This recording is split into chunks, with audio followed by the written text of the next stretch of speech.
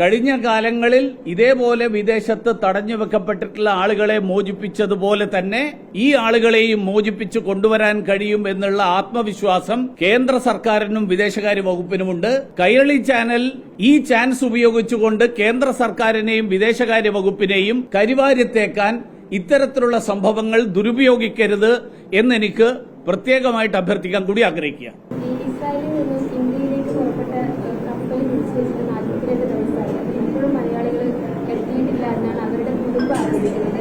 ഇതില് കേന്ദ്രം കാര്യമായ ഇടപെടൽ നടത്തുന്നില്ല എന്നൊരു ആരോപണം കൂടി വരുന്നുണ്ട്. അത് ഈ കൈരളിയുടെ ആൾക്കാർ ആദ്യം പോയിട്ട് അവരോട് പറഞ്ഞു കൊടുക്കുന്നതാണോ ഇങ്ങനെ കേന്ദ്ര ഗവൺമെന്റ് ഒന്നും നടത്തുന്നില്ല?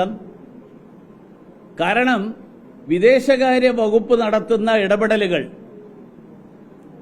ആ ഇടപെടലുകളെക്കുറിച്ച് ജനങ്ങളിടയിൽ തെറ്റിദ്ധാരണാജനകമായിട്ടുള്ള അത്തരത്തിലുള്ള ഒരു സംശയമുണ്ടാക്കാൻ മാധ്യമപ്രവർത്തനത്തിന്റെ പേരിൽ നടക്കുന്ന ശ്രമങ്ങൾ, ആ ശ്രമങ്ങൾ എന്തായാലും ശരിയല്ല. മാത്രമല്ല കൈരളി എല്ലായ്പ്പോഴും ചെയ്യുന്നതെന്ന് വെച്ചാൽ രക്ഷപ്പെട്ടു വന്നു കഴിഞ്ഞാൽ നോർക്ക രക്ഷപ്പെടുത്തി കൊണ്ടുവന്നു എന്നാണ് അവകാശവാദം. ഇവിടെ എന്താ നോർക്ക മിണ്ടാത്തത്? നോർക്കയോട് എന്താ ചോദിക്കാത്തത് കൈരളി? നോർക്ക എന്ത് ചെയ്യുന്നു? വിദേശകാര്യ വകുപ്പ് പോർച്ചുഗീസ് കപ്പൽ, ഇസ്രായേലി പതാക വഹിക്കുന്ന പോർച്ചുഗീസ് കപ്പൽ ഇറാൻ അധികൃതർ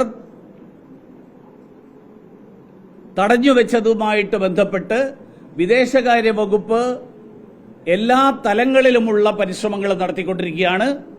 കഴിഞ്ഞ കാലങ്ങളിൽ ഇതേപോലെ വിദേശത്ത് തടഞ്ഞുവെക്കപ്പെട്ടിട്ടുള്ള ആളുകളെ മോചിപ്പിച്ചതുപോലെ തന്നെ ഈ ആളുകളെയും മോചിപ്പിച്ചു കൊണ്ടുവരാൻ കഴിയും എന്നുള്ള ആത്മവിശ്വാസം കേന്ദ്ര സർക്കാരിനും വിദേശകാര്യ വകുപ്പിനുമുണ്ട്. കൈരളി ചാനൽ ഈ ചാൻസ് ഉപയോഗിച്ചുകൊണ്ട് കേന്ദ്ര സർക്കാരിനെയും വിദേശകാര്യ വകുപ്പിനെയും കരിവാരിത്തേക്കാൻ ഇത്തരത്തിലുള്ള സംഭവങ്ങൾ ദുരുപയോഗിക്കരുത് എന്നെനിക്ക് പ്രത്യേകമായിട്ട് അഭ്യർത്ഥിക്കാൻ കൂടി ആഗ്രഹിക്കുക. അതെ, കൈരളി ചാനല് കുടുംബക്കാരെ ആദ്യമേ പോയിട്ട് തെറ്റിദ്ധരിപ്പിച്ചതാണോ എന്നാണ് എന്റെ ചോദ്യം.